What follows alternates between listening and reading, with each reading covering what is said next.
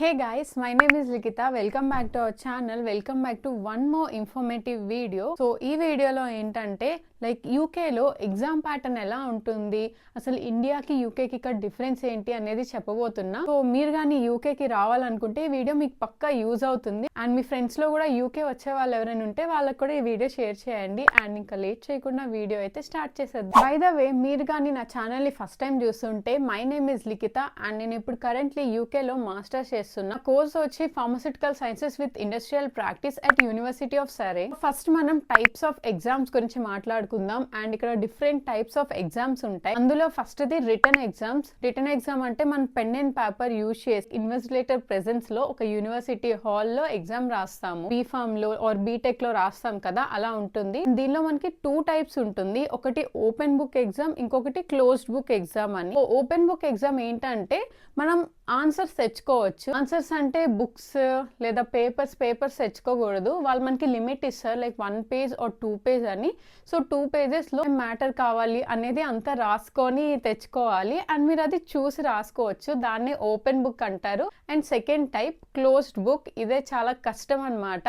Because ఇక్కడ మనం చూసి రాయడానికి ఏం ఉండదు, మన ఓన్ గా మనం రాసుకోవాలి. వాళ్ళు క్వశ్చన్ పేపర్ ఇస్తారు, దానికి తగ్గట్టు మనం ఆన్సర్స్ రాసుకోవాలి. మోస్ట్లీ నా యూనివర్సిటీలో నా కోర్స్ కి ఓపెన్ బుక్ ఉండదు, ఓన్లీ క్లోజ్డ్ బుక్ ఉంటుంది. Pen and paper return exam ఉంటుంది. And second type assignments. Mostly UK universities లో ఫాలో అయ్యేది అసైన్మెంట్స్. లైక్ కొన్ని కోర్సెస్ కి అయితే రిటర్న్ ఎగ్జామ్ కూడా ఉండదు, అసైన్మెంట్సే ఉంటాయి. సో అసైన్మెంట్ ఎలా అంటే మీకు ఈ టాపిక్ పైన ఇలా రాయాలి, అబ్స్ట్రాక్ట్ అండ్ అలానే ఇవి ఉండాలి, రిఫరెన్సెస్ ఉండాలి, ఈ మ్యాటర్ ఉండాలి అని వాళ్ళు ఇన్ని పేజెస్ లో కావాలి, ఇన్ని వర్డ్స్ లో కావాలి, మాకు వాళ్ళు కొన్ని గైడ్ లైన్స్ అలా ఇస్తారు. అండ్ దాన్ని యూజ్ చేస్తూ మీరైతే అసైన్మెంట్స్ కంప్లీట్ చేయాలి.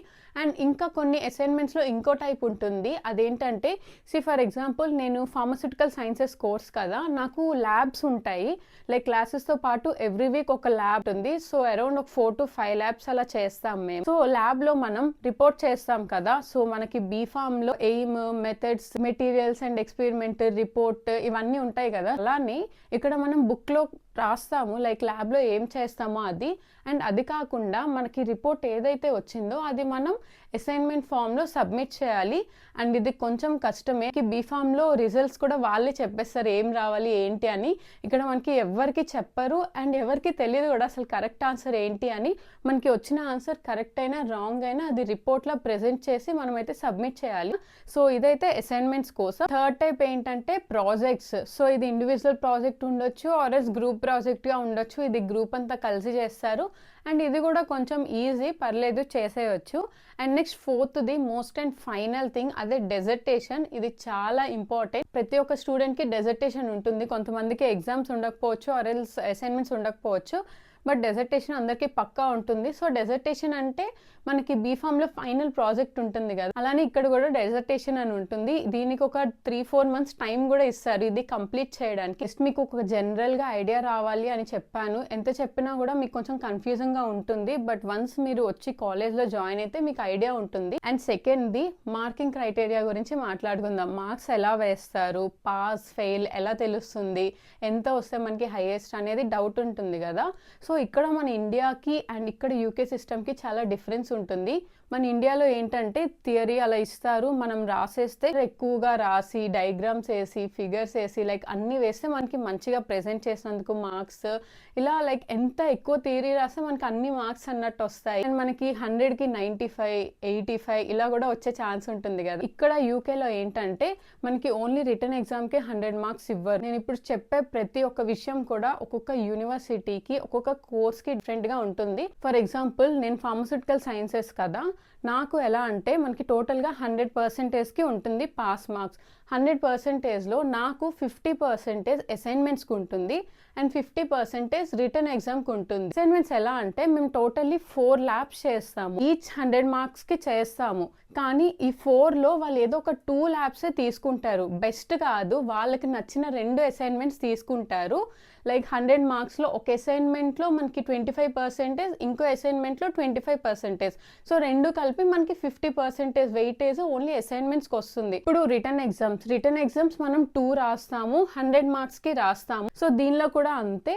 ఒక్కొక్కటి 25%, 25%. సో 2 కలిపి మనకి ఇది 50, ఇది 50, టోటల్‌గా మనకి 100 మార్క్స్‌కి వస్తుంది. అండ్ ఇక్కడ మార్క్స్ ఎలా అవార్డ్ చేస్తారంటే మనకి 50% వస్తే పాస్, 50 బిలో వస్తే ఫెయిల్ అని ఉంటుంది. 60 అలా వస్తే మెరిట్ అని అర్థం. అండ్ అబోవ్ 70 వస్తే డిస్టింక్షన్. ఇక్కడ 90 రావడం అంటే చాలా చాలా కష్టం. అండ్ ఇక్కడ 70 వస్తే మన ఇండియాలో 90 అబోవ్ వచ్చినట్టు. 70 కూడా లైక్ రిటర్న్ ఎగ్జామ్స్లో కొంచెం కష్టమే. అండ్ అసైన్మెంట్స్లో అయితే 70 అబోవ్ తెచ్చుకోవచ్చు, కానీ రిటర్న్ ఎగ్జామ్లో కొంచెం కష్టం. ఇలా ఉంటుంది మార్కింగ్ ప్రొసీజర్స్. బట్ కొన్ని కోర్సెస్కి ఏంటంటే ఓన్లీ అసైన్మెంట్సే ఉంటాయి, రిటర్న్ ఎగ్జామ్స్ ఉండవు, ఏమీ ఉండదు. సో 1-2 అసైన్మెంట్స్ ఉంటాయి, 100 మార్క్స్కి ఉంటాయి. వాళ్ళ అసైన్మెంట్ కానీ మంచిగా ప్రెజెంట్ చేస్తే ఇంకా డిస్టింక్షన్ వచ్చేస్తుంది. సో మీరు యూకే వచ్చేటప్పుడు కోర్సెస్ అవి సెలెక్ట్ చేసేటప్పుడు మీరు మాడ్యూల్స్ ఏంటి, ఎగ్జామ్ ప్యాటర్న్ ఎలా ఉంటుంది అని అన్నీ ఉంటాయి మీకు యూనివర్సిటీ వెబ్సైట్లోనే. సో అన్నీ చెక్ చేసుకొని రండి. బికాజ్ మీరు నార్మల్గా చదవడానికి వచ్చి ఈ ఎగ్జామ్స్ అసైన్మెంట్స్ ఇన్ని ఉన్నాయి ఏంటి అని ఇక్కడికి వచ్చి వరి అయ్యే బదులు ముందే అన్నీ చూసుకొని వస్తే మీకు ఏ టెన్షన్ లేకుండా ఫ్రీగా ఉంటుంది. అండ్ యూకే ఎగ్జామ్స్లో ఫెయిల్ చేస్తారా అంటే, అండ్ ఎస్, చాలా మంది స్టూడెంట్స్ ఫెయిల్ కూడా అవుతారు. అన్ని కోర్సెస్లో అన్ని యూనివర్సిటీస్లో తెలియదు, కానీ మా కోర్స్లో మా యూనివర్సిటీలో కూడా చాలా మంది ఫెయిల్ అయ్యారు. లైక్ పాస్ అవ్వడం ఎలా అంటే, ఇక్కడ మార్కింగ్ సిస్టమ్కి మన ఇండియన్ మార్కింగ్ సిస్టమ్కి చాలా డిఫరెన్స్ ఉంది. ఎలా అంటే, సో మనం అక్కడ ఏంటంటే మనకి జస్ట్ ఒక చిన్న మ్యాటర్ తెలిస్తే మనం 10 పేజెస్ ఆన్సర్ అయినా రాసేస్తాము ఏదో ఒకటి చేసి. మార్క్స్ కూడా ఈజీగా వచ్చేస్తాయి, 70% చాలా ఈజీగా వచ్చేస్తుంది ఇండియాలో. అండ్ అదే ఇక్కడ మార్క్స్ రావడం చాలా కష్టం. సో మార్క్స్ కొంచెం ఈజీగా రావాలంటే క్లాసెస్ అటెండ్ అవ్వాలి. ఇన్ కేస్ మీరు క్లాసెస్ అటెండ్ అవ్వకపోయినా మనకి ఇక్కడ అడ్వాంటేజ్ ఏంటంటే క్లాసెస్ అన్ని రికార్డ్ చేసి మన యూనివర్సిటీ వెబ్సైట్లోనే అప్లోడ్ చేస్తారు. సో మీరు ఆ రోజు ఏదైనా వర్క్ వల్ల క్లాసెస్ అటెండ్ అవ్వకపోయినా నెక్స్ట్ డే చూసుకోవచ్చు. సో క్లాసెస్ది ప్రాబ్లం ఏమి ఉండదు. అండ్ నెక్స్ట్ మనకి ఎగ్జామ్ ముందు మాక్ టెస్ట్ అనేది ఇస్తారు. సో మాక్ టెస్ట్ మీరు మ్యాక్సిమం చేయడానికే ట్రై చేయండి. మీ లక్ బాగుంటే మాక్ టెస్ట్లో ఉన్న క్వశ్చన్స్ కూడా వస్తాయి. అండ్ ఇంకొకటి, ఎగ్జామ్ ముందు రోజు చదువుకుంటాము అంటే ఇక్కడ చాలా టఫ్. ఎందుకంటే ఇక్కడ అన్నీ మనకి తెలిసినట్టే ఉంటాయి. ప్రతి ఒక్కటి మనం బీఫామ్ ఆర్ ఎల్స్ బీటెక్లో చదివినవే ఉంటాయి, కొత్తగా అన్నీ తెలుసుకునేవి ఏమి ఉండదు. కానీ మనం ప్రెజెంట్ చేసే దానిపైనే డిపెండ్ అవుతుంది. ఇక్కడ మెయిన్లీ మనకి డిసడ్వాంటేజ్ ఏంటంటే ఇండియాలో ఒక ఆన్సర్కి 10 లైన్స్, 10 పేజెస్, 5 పేజెస్ రాసే అలవాటు ఉంటుంది మనకి. ఇక్కడ అలా కాదు.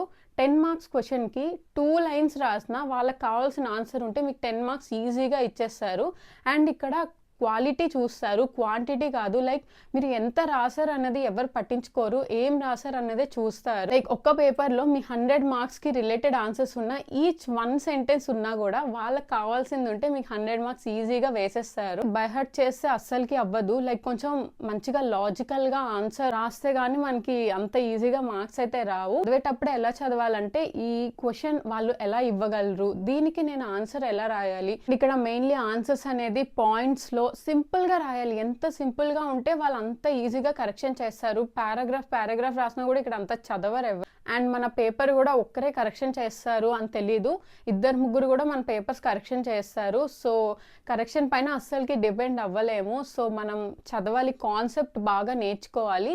బికాజ్ ఇక్కడ రియల్ వరల్డ్ సినారియాలో ఎలాంటి ప్రాబ్లమ్స్ వస్తాయి, దాని రిలేటెడ్ క్వశ్చన్సే మనకు వస్తాయి. వచ్చే ముందు మీరు కొంచెం మెంటల్గా ప్రిపేర్ అయ్యి రావాలి. ఎగ్జామ్ లైక్ రిటర్న్ ఎగ్జామ్ ఉంటే మాత్రం మీరు కొంచెం చూసుకొని ప్రిపేర్ అవ్వాలి. బికాజ్ ఇంత కష్టపడి వచ్చాక వన్స్ ఫెయిల్ అయితే అసలు దానికన్నా ఇంకొకటి ఏమి ఉండదు కదా. అండ్ హోప్ ఈ వీడియోలో నేను మాక్సిమం అన్ని బేసిక్ పాయింట్స్ కవర్ చేశానని అనుకుంటున్నా. ఇంకా మీకు ఏమైనా డౌట్స్ ఉంటే కింద కామెంట్ సెక్షన్లో కామెంట్ చేయండి. నా ఇన్స్టా ఐడికి ట్యాగ్ చేశాను. అండ్ ఏమైనా డౌట్స్ ఉంటే అక్కడ అడగండి. వీడియోని అయితే లైక్ చేసి షేర్ చేయండి. ఛానల్ని సబ్స్క్రైబ్ చేసుకోండి. ఇంకా ఎన్నో మంచి వీడియోస్ రాబోతున్నాయి. See you in the next video. Until then by.